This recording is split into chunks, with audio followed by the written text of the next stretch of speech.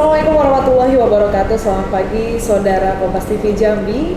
Salam jumpa kembali bersama saya Sucianisa dalam Sapa Jambi. Dan dalam Sapa Jambi edisi kali ini kita akan mengangkat tema tentang maraknya geng motor yang ada di Jambi saat ini. Dan untuk itu sudah hadir bersama kita hari ini ada Bapak Kombes Pol Boy Sultan Binanga Siregar, Bapak Kapolresta Jambi. Selamat pagi Bapak, apa kabarnya hari ini? Kabar baik Mbak, sehat. Iya, ini Bapak Kapolresta baru kita, kurang lebih udah beberapa bulan ya di Jambi Pak ya? Udah 100 hari belum Pak? Belum. Baru 1,5 bulan Mbak. 1,5 bulan. Nah, pastinya sampai di Jambi banyak permasalahan yang ketemu ya Pak. Salah satunya geng motor ini nih. Nah, untuk itu kita akan berbincang-bincang bersama Kapolresta kita hari ini mengenai penanganan untuk geng motor ini sendiri di Jambi. Tapi sebelumnya, Bapak gimana Pak untuk Jambi saat ini Pak? Untuk Jambi saat ini, ya mungkin kalau kita lihat bersama dan tentunya ada testimoni dari masyarakat ya. Setahu saya sudah banyak berkurang geng motor yang ada di kota Jambi Mbak. Tentunya ini dari hasil penangkapan, yang kita bina juga dari adik-adik geng motor itu juga sudah banyak yang kembali ke jalan yang benar. Mereka mendeklarasikan untuk keluar dari geng motor, Mbak. Untuk keluar dari geng motor. Ya. Berarti dengan adanya deklarasi ini berarti geng motor ini mempunyai komunitas-komunitas tersendiri, Pak ya? Betul. Berarti ini yang menjadi tugas polisi untuk mengumpulkan mereka, mencari data-datanya dan disatukan untuk membuat deklarasi agar tidak terlibat lagi geng motor. Betul, Mbak. Namun yang ingin kita ketahui nih, Pak, apa sih yang melatar belakangi anak-anak ini terlibat geng motor, Pak? Ya Mbak, terima kasih Mbak. Ini pertanyaan yang menurut saya sangat baik sekali ya Mbak ya. Jadi ini didominasi oleh anak-anak muda ya Pak? Iya, betul.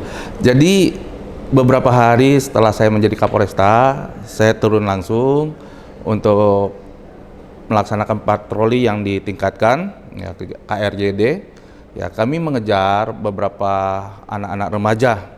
Ya, saya sekitaran Tugu Keris, di MTQ, bahkan di Gubernuran, itu banyak sekali ketika yang ketangkap ataupun yang nongkrong-nongkrong itu saya tanya Pak, rata-rata mereka masih berusia di bawah 17 tahun, anak-anak SMP. Di bawah umur ya? Di bawah umur, mereka masih SMP. Ya tentunya ada beberapa saya melakukan bincang-bincang kecil sama adik-adik kita, anak-anak kita. Di antara mereka memang ketika kita tanya ternyata menangis. Ditanya menangis. Namun kesannya kan geng motor ini agak sadis ya, sedikit agak ke arah kriminal. Namun ketika ditanya menangis malah menjadi pertanyaan apa yang membuat adik-adik ini menangis? Unik ya, unik juga karena itu yang tadi Mbak bilang, ketika mereka seolah-olah di Instagramnya, di medsos mereka itu garang banget kan, gagah lah kan. Ternyata ketika mereka kita tangkap, mereka tanyakan apa sih? Saya tanya bapak mamanya pun mereka menjawab, saya tidak tahu bapak mama saya di mana. Bisa seperti itu? Ya, dan kita melihat mereka, mohon maaf ya, rata-rata mereka kurang kasih sayang Mbak. Karena ada alasan divorce ya, perceraian orang tua yang terlalu sibuk, sehingga mereka tidak tahu. Mereka lagi mencari jati diri, mereka tidak tahu mau bercerita kepada siapa Mbak. Saya juga melihat banyak perempuan-perempuan yang sangat belia. Bukan hanya laki-laki saja. Bukan hanya laki-laki, perempuan juga. Ya, mereka ada juga yang senang bergabung dengan geng motor, mungkin dengan teman-temannya yang laki-laki mencari ya perhatian sih Mbak. Ya saya lihat. Karena geng motor ini rata-rata Mbak masih sangat belia, sangat muda Mbak. Ya, jadi mereka tidak tahu mau cerita ke siapa, dan itu sudah banyak adik-adik kita, anak-anak kita itu yang menangis bahwa mereka memang butuh kasih sayang, dan mereka rata-rata juga ada juga yang sebetulnya korban daripada mungkin mereka pernah dibullying juga sama teman sekolahnya, sehingga mereka juga mencari teman yang untuk melindungi, karena ya itu tadi kembali lagi orang tuanya nggak tahu, nggak care. Itu Mbak. Berarti bisa dikatakan semakin berkembangnya zaman, semakin majunya teknologi, tidak hanya anak muda saja, tapi orang dewasa semakin sibuk dengan aktivitasnya, Pak ya. Berarti ini jadi PR kita bersama. Betul sekali Mbak. Pemerintah, aparat juga, tapi menjadi perhatian masyarakat semua. Betul Mbak. Nah, dari situ kan sebagai aparat kepolisian, ini menjadi perhatian yang sangat besar ya Pak. Betul Mbak. Lantas apa langkah yang dilakukan oleh pihak kepolisian untuk melihat kasus ini Pak? Kami tentunya melakukan koordinasi ya Mbak ya dengan pemerintah, wali kota, dengan dinas sosial, ya bahkan dengan sekolah. Kami datang ke sekolah-sekolah Mbak untuk menyampaikan stop anarki, stop geng motor. Ya, kita menyatakan kepada mereka adalah orang-orang hebat yang nantinya akan menjadi presiden, jenderal polisi, jenderal tentara, dan orang-orang hebat yang lainnya lah. Mereka sangat membutuhkan kita Pak, Mbak. Jadi saya berharap juga orang tua ini harus sadar. Ya, kalau saya berkata tidak bisa semuanya, mohon maaf, ini bukan hanya tugas polisi loh, tapi tugas kita bersama. Pentingnya itu keluarga. Keluarga. Ya? Hal kecil dulu keluarga Ya. jadi bentengnya. Tentunya bapak dan orang tua kita, ayah dan ibu yang ada di rumah, ayo kita sama-sama untuk memperhatikan anak kita. Pada saat dulu mungkin waktu kita kecil, saya kecil ya, itu jam 4 sore sudah pantat dicubit nih, harus mandi ya kan, lagi enak-enak main layangan, tiba-tiba langsung orang tua kita datang, wajib mandi. Kenapa? Karena kita udah disiapkan pada saat nanti maghrib kita udah nggak boleh lagi. Nah paling yaitu nanti untuk baca atau mengaji di musola atau dan lain sebagainya. Jam 9 malam itu ya saya berharap menghimbau lah ayah dan ibu kita yang ada di rumah, mereka sudah memperlakukan atau mengecek anaknya di mana.